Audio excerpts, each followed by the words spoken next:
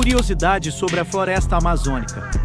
A floresta amazônica cobre enormes 6,7 milhões de quilômetros, abrangendo o Brasil, Bolívia, Peru, Equador, Colômbia, entre outros.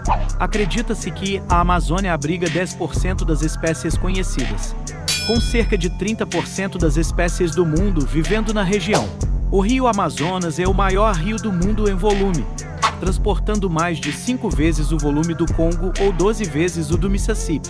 Me segue aí para chegarmos a 10 mil seguidores, conto com sua ajuda.